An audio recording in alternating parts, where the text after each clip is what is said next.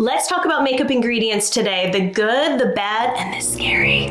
Now, before you think this is a fear-mongering video, it's not. I actually want to show you all today how to be smart and read the ingredients in your makeup so you know exactly what they do and what it's doing to your face. If you're new to my channel, my name is Marlena. I've been a cosmetic product developer and brand owner for over 14 years. And today I want to show you about what the hidden ingredients are that are lurking in your makeup.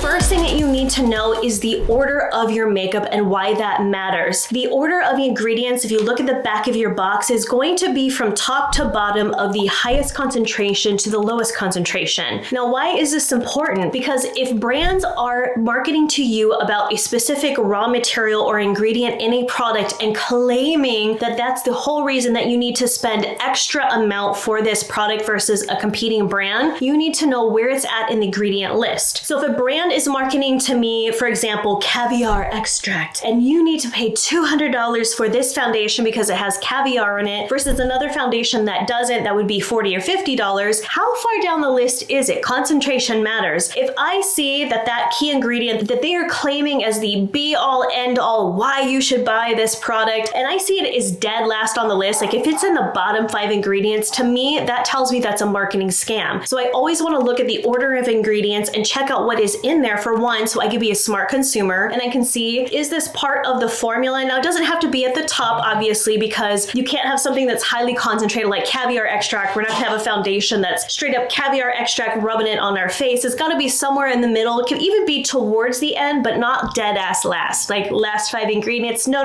that's marketing play right there. So order of ingredients is super important for that because of marketing reasons. And know, are you being lied to? Are you being marketed to? Are you being conned into spending more money on this product, or is it because this is genuinely part of this formulation? Now, the other reason it's important is if you are allergic to a certain product and you see it's at the top of the list, you know that you need to avoid it. If it's down at the very bottom of the list, chances are it may not react to your skin. You may not even notice at all because it's in such a small concentration that it may not affect you. So knowing where it's at in the list, super, super important. Again, at the top of the list is the highest concentration, bottom of the list is the lowest amount. The second thing that you want to do is start researching the makeup ingredients. Now, this is where you're really going to dive in and you're going to understand what are some basic makeup ingredients that are in your products. You know, what do they do? What is their purpose? What is the concentration allowed? All of that just helps you be a smart consumer. This is what I did before I started my brand Makeup Geek many, many years ago, is I got online and I researched for 2 years before I started my brand and just studied on different ingredients. What is their purpose? How are products made? I talked to chemists and all that because I generally wanted to be educated myself. How are products made and what am I actually putting on my face? So I have some sites for you all to check out. First one I have is Inside Coder. This one is pretty good resource for understanding ingredients. When you go on there, you can look up certain ingredients and it'll tell you what is its purpose, what does it do, but it also gives you the allowed concentration per country. So different countries have regulations on the percentage that you can use. Say it's dimethicone, just for an example, generic one, and in Europe you are allowed to use up to 7% in a formula, but if you go to the US, maybe you are allowed 12%. So it can vary from country to country on their regulations on what they deem is safe for the percentage used. That's an important thing to know because a lot of sites that do this clean beauty stuff and start fear mongering and telling you like this ingredient is bad. Well, of course it's going to be bad if you're putting like 50% in a formula. That's like saying, you know, ice cream is bad for you. It's going to cause cancer, this and that. Well, yes, if you're eating it every day, you're eating a pint every night, it's not going to be good for you. But if you have one every couple weeks, I think you're going to be okay. And that's kind of the thing with all of this clean beauty, which we will do another video on specifically that topic. I have a lot to say on that. Don't you worry. But concentrations matter because an ingredient, if it is a low dose of something, is going to be completely safe versus dousing it in a formula obviously is not going to be good for anyone. So seeing the allowed dosages per country really helps you be an educated person. So if there's a site out there, you know, fear mongering saying you can't ever use this ingredient, look up the regulations. There's there's Europe, Japan, US. So those are the three biggest ones that we personally look up and just see how much percentage is used and do they consider that to be steam safe. In my personal experience, the three big players that chemists have talked to me about has been Japan, Europe, and the USA. Now, every country has regulations, but those are the main ones that tend to be the strictest. Japan is at the very top. If you sell a product in Japan, that is going to have the strictest regulations for safety. There's a lot of things they don't allow that the US does allow. The second one is going to be Europe. They're pretty strict. I believe as right now, don't quote me on the exact number, but it's either 1,300 or 1,800 raw materials that they do not allow in cosmetics that the US does. That tells you how big of a difference between the EU regulations versus the US FDA. There's a big difference on what the US allows versus Europe. So for me personally, if I am worried about something being deemed safe, I'm going to see if a product is being sold and is certified in Japan and in Europe. And if they are, that tells me that it's generally going to be safer or cleaner than something that is just FDA approved. There's a lot more that goes into that all. Again, we'll talk about that in another video, but that can kind of calm things down with this fear mongering of saying this ingredient's horrible, that's horrible. If it's banned in Europe, I would say maybe not use that product. Maybe it's not the safest because Europe is pretty good about being strict about what they deem safe and what isn't. But if a site is trying to scare you and say you can't use it, but the EU allows it, I would say that's a little bit of fear mongering. Sorry about that little side note. So the next site I want you to check out is causedna.com. Now this one allows you to search for products that are already on the market and it shows you a breakdown of the ingredients. So you can type in or you can search for, the Dermablend Flawless Creator and you could look it up and it'll pull up all the ingredients. And then on the side, it'll give you a safety rating for each ingredient. If it's good, if it's bad, if it's a 3, a 4, whatever, it gives you a safety rating of each individual ingredient in that makeup product. So I think it's a great resource as well. The only thing for me is the site's a little bit hard to navigate. It's a little bit confusing, a little overwhelming. I'll tell you in a second what my favorite site is, but it is still a great resource just to look up ingredients. The next one is my actual favorite, and this is by Paula's Choice. It's called Beautypedia. She's had this resource on her site for a while, but they kind of added to it and revamped it and called it Beautypedia. If you go to their site, you click on the top, you can do an ingredient search. In that ingredient search, it'll tell you exactly what the ingredient is, what is its purpose, and then it gives you a safety rating if it's best, good, average, bad, or worse. There's her 5 categories. She even has a number on each side, the products in their database, how many are best, how many are good, how many are average. It's a really, really great resource, you all. This is what the research says. This is what this ingredient does. Is it safe or not? Here's the percentages. She's just very thorough. So this is my favorite site actually to go to look up what ingredients are and what is safe. And I love how well organized the site is. It's easy to navigate. By far, this is my favorite site to go to. Now, the next site we have is Environmental Working Group. This is ewg.org. This is a very, very, very well-known organization. It's been around for several years. And in my opinion, this is just my opinion, I feel like they were one of the key players in spearheading this whole clean beauty movement. Now, am I saying clean beauty is bad? I'm not, but I think there's a fine line between it becoming fear-mongering and making people feel like everything that they put on their face is toxic and you can't buy this or wear that, and just scaring people into feeling like, oh, they should buy this brand, which pays me money to feel safe about wearing that. I don't like that kind of vibe that some of the brands give me when they talk about clean beauty, and EWG has come under fire a lot for that. So when you click on the EWG site, they have a bunch of categories that they talk about. They talk about food and water, household products, personal care products, but if you go to the tab where it says Skin Deep, that's where they go into ingredients for beauty products. It is a great resource in finding ingredients and what they do and their rating and all that, but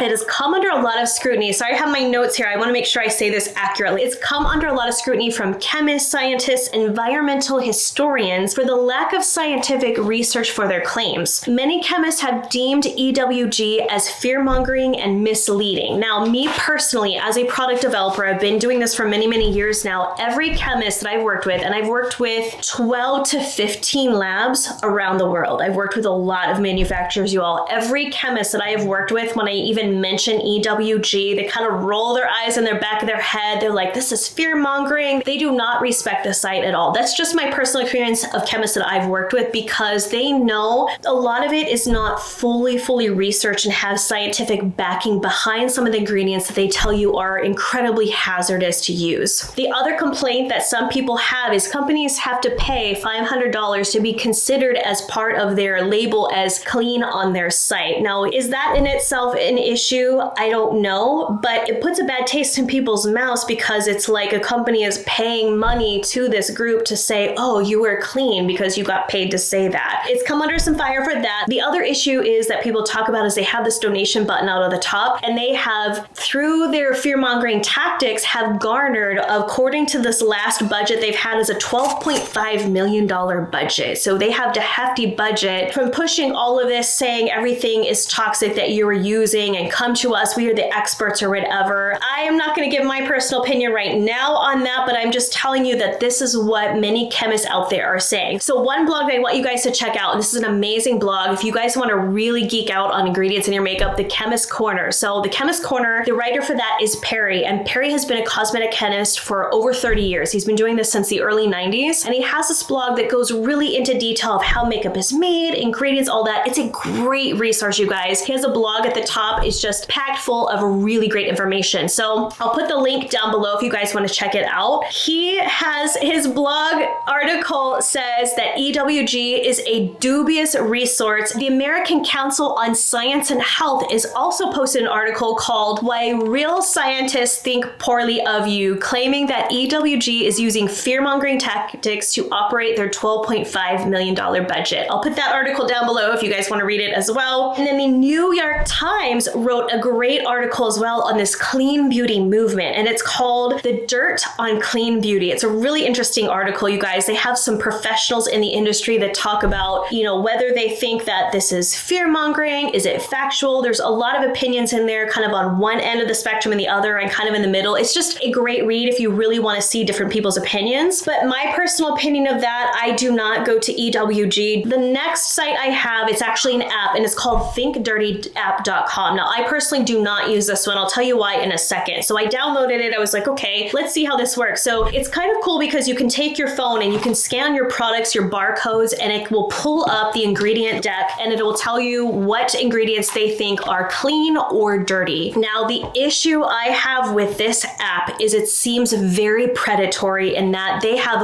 all these brands that they pitch as being, buy this, these are safer for you, these are clean, and it's pretty much bashing other brands and saying these are dirty. But hey, here's a bunch of brands and a subscription box you can buy with us that are clean. So for me, I really just have a bad gut feeling about this site. I'll still link it below if you guys want to check it out for yourself, make an educated decision for yourself. But me personally, I don't trust this app at all because it feels very predatory in claiming that all of these things are dirty, this and that, but then pushing really hard all these products on their site to make sales under the guise of being clean. The next thing that you need to do after you start researching ingredients and understanding what they do is now to understand the categories of ingredients. There's many categories. We'll talk about a few of them here, and I will link below in the YouTube box an article that really explains this in great detail. So the first category I have are solvents. Now, solvents are liquid ingredients that are used in makeup to improve the feeling and the texture and the smoothness of a product. It's usually a liquid like water or propylene glycol. Those are the most common things. You'll see them a lot in foundations, obviously. Anything that's a liquid will have a lot of solvents in there. The purpose of them are to dissolve or break down other ingredients to form a solution. So for example, if you have mica or talc, which is a powder, and you have some oils and things like that, you need it to be a liquid solution like a foundation. You need a solvent to kind of thin it out and help it flow. So that's where you're going to add purified water, you're going to add some propylene glycol, and that's what a solvent's purpose is mostly for liquid makeup products. The next category I have are emulsifiers. Now, emulsifiers help to blend and keep unlike ingredients like oil and water from separating. They kind of help blend things together. Some common emulsifiers that you'll see in your ingredient deck are going to be polysorbates, laureth-4, potassium cetyl sulfate. Again, I'll put these on the screen because these are some really long words, you guys. You'll see them in a lot of liquid foundations, some concealers and things like that. So that's emulsifiers. The next thing that you'll have are thickeners or thickening agents. The purpose of these are to thicken them up. You're going to see these a lot in cream blushes, lipsticks, and things like that. The purpose of thickeners is to enhance the consistency and the viscosity, there it is again, viscosity, of a product.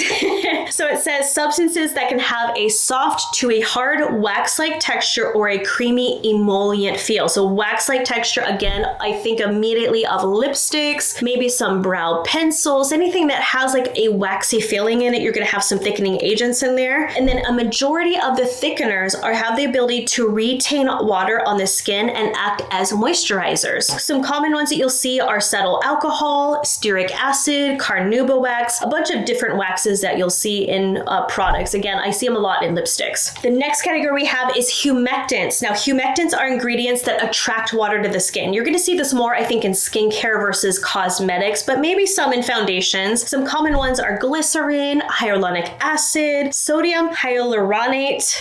I don't know if I'm saying that one right, you guys. Sodium PCA, glycols, glycolic acid, amino acids. Again, I'll put everything on the screen here for you guys. You'll see these again in foundations or lip balms. The next category we have is preservatives. Now, you all know what those are. We have to have those in makeup so they don't go rancid and get all moldy and get mildewy and all of that. You have to have preservatives. So some common ones you'll see, these are synthetic ones. They're synthetics and naturals. Synthetic ones will have formaldehyde, triclosan, methylsothiazolinone. That's a really long word, you guys. I had to practice that one quite a bit. I'm not even going to say this next one. I'm just going to put it here on the screen. Methylparaben, ethylparaben, propylparaben, all the parabens. Now, we will talk about parabens in that clean beauty video as well. There are some ones that are generally safe, and there's some that are considered on the border or not as safe. The chemists that I have worked with personally have had a big issue with a lot of these clean beauty sites fear-mongering around parabens. The chemists that I've worked with, again, I'm just the messenger, in their minds, they feel that it is safer for the consumer to have some certain parabens in products to make sure that they don't go rancid and don't go bad versus not having them and using a natural alternative that may not be as effective and having that makeup go bad and putting that bad rancid makeup on your face and causing infections and things like that. So I understand where the chemists are coming from. There's pros and cons with using certain preservatives over another. Again, we'll go over that really, really deep in the clean video I'll do in the near future.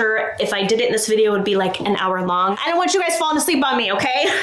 And then some natural preservatives that you'll see will be benzoic acid, sorbic acid, salicylic acid. Those all have their own issues themselves because those can be irritating on the skin. So some chemists will not use those in cosmetics because, again, they may not agree with everyone's skin. So there's always pros and cons to synthetic versus natural. It's always a debate everyone wants to talk about. It is what it is. Okay, the next one we have is colors. Now, these are your pigments, your colorants, your dyes, your lakes. Those are all things that you'll see in all of your makeup. Some common ones that you'll have are iron oxides. Now, these are your red, your yellow, and your black. These are the most common colorants used in cosmetics. Now, the only thing with these is because they're natural minerals from the earth, basically, they are not going to give you the vibrancy that you'll see in a lot of really pigmented colors like your blue, your purple, your bright red, your hot pink, and things like that. It's just not physically possible to get those colors with these natural iron oxides because they tend to be a little bit more muted. So the red that you'll see with the iron oxide is going to be a very brick red versus a bright blue red that comes from something like carmine. Carmine is technically crushed beetles, so it is considered cruelty-free, but is not considered vegan. So there's a big debate on people out there who have to decide if they want something that has carmine or not. My personal stance for me, personally, is I would rather use carmine on myself, knowing that it is more natural, although it is a bit cruel, I will definitely say that, crushing bugs, but the option to using carmine is going to be some red lakes and some dyes that can be irritating on the skin and can stain the skin, and sometimes are not FDA approved, so then you have to have a label saying they aren't eye safe. You know, they may be safe for the face and lips, but you can't use them in eyeshadow, so it's this constant battle with getting red colors, you guys. Like, when I tell you the issues we have formulating red, pink, and purple eyeshadows, the struggle is real because to get it vibrant and really pigmented, you really need to use a red lake or carmine, but if you want to be vegan and you don't use carmine, use these synthetic options that now are considered not safe for the eye. So it's a constant struggle going between those two. There's just not really any better options right now other than those two. Oh, and side note too, carmine, if you want that bright, cool toned pinky red that is kind of like a magenta type red, that is going to work best with carmine. You can't get that effect really easily with some other ingredients. So that's why a lot of chemists will use carmine, because it gives you a specific, very cool toned red. Works great in purples as well, because that blue just gives you a nice purple. Other colorants that you can see will be manganese violet, ultramarines, titanium dioxide. Now, titanium dioxide, you guys, is going to give you a white cast. It's going to give you opacity in some of your loose powders. So you'll see it a lot in your pressed powders, your loose powders. That's what's going to give it its full opacity color, where it's not going to be sheer. But the only issue with that is it's straight up white. This is a common ingredient that's used in a lot of sunscreens. That's why when you see sunscreens that use titanium dioxide versus octinoxate, it's going to have that white cast. And we're just now in the last few years seeing some more deeper skin friendly options for sunscreens because of that issue with titanium dioxide, because it is just straight up white pigment. The other purpose that it does is it absorbs oil, it mattifies the skin. That's why you see it a lot in your loose powders as well. And then the last one we have our lake colorants, which we talked about. Those are synthetic dyes that are used to create colors like red, yellow, blue, and green. So there's all of your options of your pigments, your colorants, your dyes, your lakes. All of that can be used in cosmetics. They're almost always at the very, very bottom of an ingredient deck, because again, you don't need a ton of it in a product. You just need enough to give it the specific color that you need for your product. So hopefully this helps you all just be more informed in what is in your makeup, the good, the bad, the scary. It's all in there, you guys. You just kind of have to decipher through that all. And again, I'll link below all of the sites that I use to do some research myself for ingredients. So that way you guys can decide for yourself specifically what you feel is safe for you to put on your face. So I hope you all have a great one. Come back next week for another makeup education video, and I will see you guys soon. Bye.